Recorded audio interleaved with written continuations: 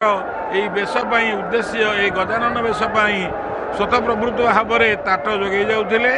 ଏବେ ଆଉ ସେଠି ବାଉଁଶ ଗଛ ନାହିଁ, ତାଟ ମିଳୁନି, ତେଣୁ ତାଟ କିଣା ଯାଉଛି, ସେଥିରେ ତାଟ ତିଆରି କରାଯାଉଛି, ତାକୁ ପ୍ରଶାସନ ଆମର ବୁଝୁଛନ୍ତି। ରଣପୁର ବାସୁଦିଆ ମୌଜା କେତେ ବାଟ ରଣପୁର ରହିଲାଣି, ଏଠି ଗୋଟେ ବାସୁଦିଆ ମୌଜା ଅଛି, ବାସୁଦିଆ ସେଠୁ କଦଳୀ ପଟୁକା 3 ଗୋଚ୍ଛା ଆସିବ। ମଠ କାରିଗର ମାନଙ୍କ ଦ୍ୱାରା ଗଜାନନ ବେଶ କାର୍ଯ୍ୟ ସମ୍ପୂର୍ଣ୍ଣ ହେଲା ପରେ ମଠ ପୁରୋଧାଙ୍କ ଦ୍ୱାରା ତାଟ ଧୁଆଯାଇ ସଂସ୍କାର ହୁଏ। ଯେତେବେଳେ ଏସବୁ କାମ ସରିଯାଏ, ଜରି କାମ ସରିଯାଏ, ଶୋଳ କାମ ସରିଯାଏ, ବାଉଁଶ କାମ ସରିଯାଏ, କଇଁଥ ଅଠା ମରା ଯାଇପାରେ, ତାପରେ ତାହା କ'ଣ ହୁଏ ନା ଶ୍ରୋତ୍ରିୟ ବ୍ରାହ୍ମଣଙ୍କ ଦ୍ୱାରା ସଂସ୍କାର ହୁଏ। କେଉଁଟା ନା ସେ ତାଟିଟା ସଂସ୍କାର ହେଇଯିବ। ତାଟିଟା ସଂସ୍କାର ହେଇସାରିଲା ପରବର୍ତ୍ତୀ ପର୍ଯ୍ୟାୟରେ ମଠର ଯେଉଁମାନେ ପୁରୋଧା ଅର୍ଥାତ୍ ମଠ ଯିଏ ବୁଝୁଛି, ମଠର ଯିଏ ପୁରୋହିତ, ତାଙ୍କ ଦ୍ୱାରା ଏ କର୍ମ ହେଇସାରିଲା ପରେ ତାଟିରେ ସବୁ ସାମଗ୍ରୀ ରଖାଯିବ ଏବଂ ସବୁ ସାମଗ୍ରୀ କି ପଣା ଭୋଗ ଲାଗିବ।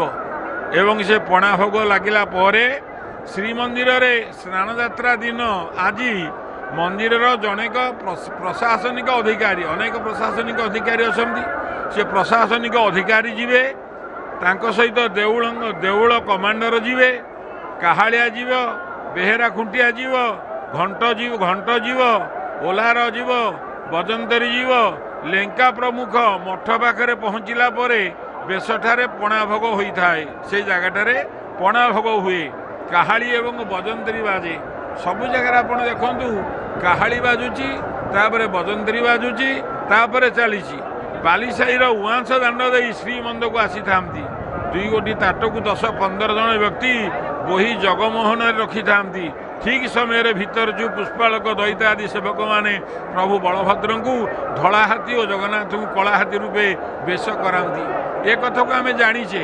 ଏବେ ଆପଣମାନେ ଦେଖୁଛନ୍ତି କି ସୁନ୍ଦର ଭାବରେ ଏ ଯେଉଁ କଦଳୀରେ ଗୁଡ଼ା ହେଇକିରି ଆସିଥିଲେ ପୁଷ୍ପ, ସେ ପୁଷ୍ପର ଯେଉଁ କଦଳୀ ପତ୍ରକୁ ଲୋକମାନେ ମାଗୁଛନ୍ତି, କାରଣ ଏ କଦଳୀ ପତ୍ରରେ ମଧ୍ୟ ମାହାତ୍ମ୍ୟ ଅଛି। କାହିଁକି ନା ଯେଉଁ କଦଳୀ ପତ୍ରରେ ଗୁଡ଼ା ହେଇକିରି ଆସିଥିଲେ ସେ ପୁଷ୍ପଚୂଳ, ସେ ତାହା ମଧ୍ୟ ଆମମାନଙ୍କ ପାଖରେ ପୂଜ୍ୟ ଏବଂ ତାକୁ ମଧ୍ୟ ଲୋକମାନେ ନେବା ପାଇଁ ଆଗ୍ରହ ପ୍ରକାଶ କରୁଛନ୍ତି। ଏବଂ ଏହା ପରବର୍ତ୍ତୀ ପର୍ଯ୍ୟାୟରେ ଆପଣମାନେ ଦେଖିବେ ଏ ସୁନ୍ଦର ଗଜାନନ ବେଶ। ଏ ଗଜାନନ ବେଶକୁ ଦେଖିବା ପାଇଁ ବଡ଼ଦାଣ୍ଡରେ ଆଜି ଲକ୍ଷ ଲକ୍ଷ ଲୋକ, ସେ ବଡ଼ଦାଣ୍ଡର ଲକ୍ଷ ଲକ୍ଷ ଲୋକଙ୍କ ଭିତରେ ଆପଣମାନେ ନିଜକୁ ହଜେଇ ଦିଅନ୍ତୁ।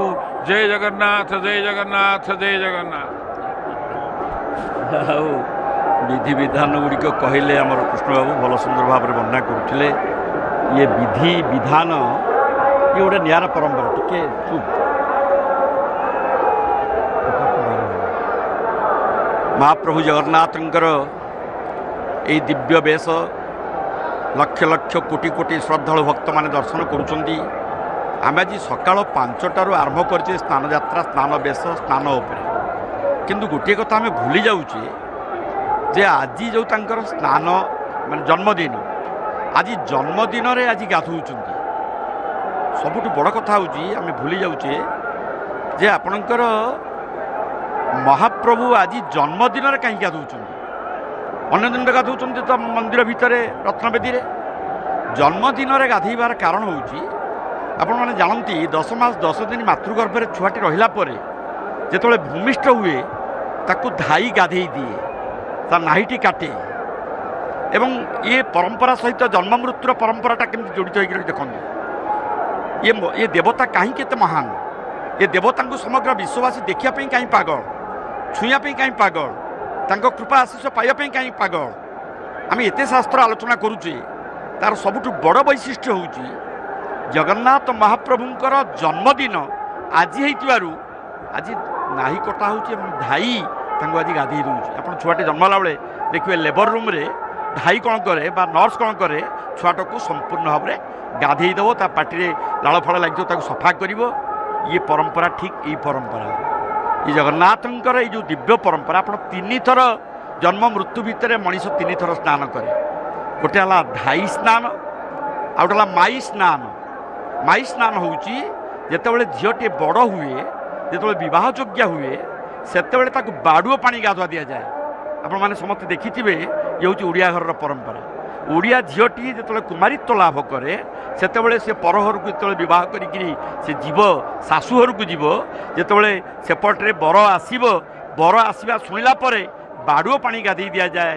ଇଏ ହେଉଛି ମାଇ ସ୍ନାନ। ଆଉ ଗୋଟେ ସ୍ନାନ ହେଉଛି ଯେ ଆପଣ ମଣିଷ ମରିଗଲା ପରେ ଜ୍ଞାତି ବନ୍ଧୁ କୁଟୁମ୍ବ ଭାଇମାନେ ଗାଧେଇ ଦେଲା ପରେ ତାପରେ ତାକୁ ମଶାଣିକି ନିଅନ୍ତି ଦାହ କରିବା ପାଇଁ। ଏଇ ଯେଉଁ ସ୍ନାନଯାତ୍ରାର ପରମ୍ପରା ଇଏ ହେଉଛି ଓଡ଼ିଆ ସଂସ୍କୃତିର ପରମ୍ପରା, ସନାତନ ଧର୍ମର ପରମ୍ପରା। ଇଏ ପରମ୍ପରା ଆଜି ଏତେ ମହାନ, ଏତେ ଉଚ୍ଚକୋଟୀର, ଯାହାଫଳରେ କି ଆମେ ସ୍ନାନଯାତ୍ରାରେ ମହାପ୍ରଭୁ ତ ଆସୁଛନ୍ତି, ଫେରେ ସ୍ନାନ କରିବା କ'ଣ ଦରକାର? ସେମାନେ ସ୍ନାନ କରୁନାହାନ୍ତି।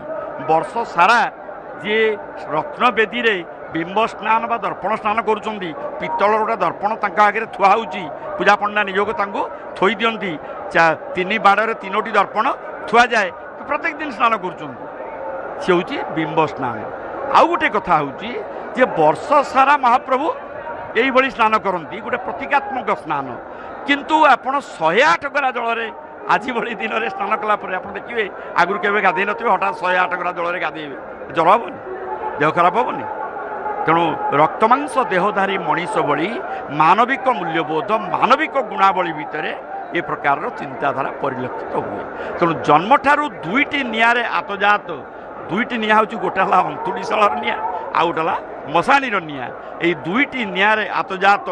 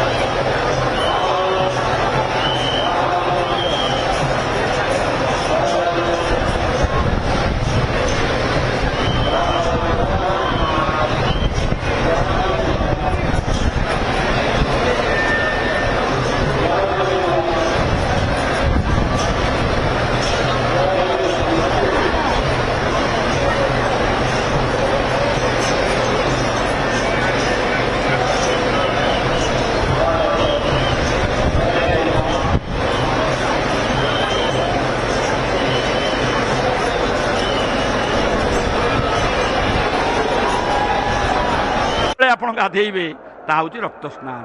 ତେଣୁ ମା ବାପା ମାନେ, ଭାଇମାନେ, ଯେଉଁମାନେ ନ୍ୟୁଜ୍ 18 ଓଡ଼ିଆ ଟିଭି ଚ୍ୟାନେଲରେ ଦେଖୁଛନ୍ତି, ସେମାନଙ୍କୁ ଏ ସେବକର ଯୋଡ଼ ହସ୍ତରେ ବିନମ୍ର ନିବେଦନ ଯେ ପ୍ରକୃତରେ ଯଦି କାୟ ମନ ବାକ୍ୟରେ ମହାପ୍ରଭୁ ଜଗନ୍ନାଥଙ୍କୁ ଭଲ ପାଉଛନ୍ତି, ବ୍ରାହ୍ମ ମୁହୂର୍ତ୍ତରୁ ଉଠନ୍ତୁ, ସୂର୍ଯ୍ୟୋଦୟ ପୂର୍ବରୁ ସ୍ନାନ କରନ୍ତୁ। ଯଦି ସୂର୍ଯ୍ୟୋଦୟ ପୂର୍ବରୁ ସ୍ନାନ କରିବେ ନା, ଆପଣଙ୍କୁ କୌଣସି ରୋଗ ହେବ ନାହିଁ। ଇଏ ହେଲା ପ୍ରଥମ କଥା।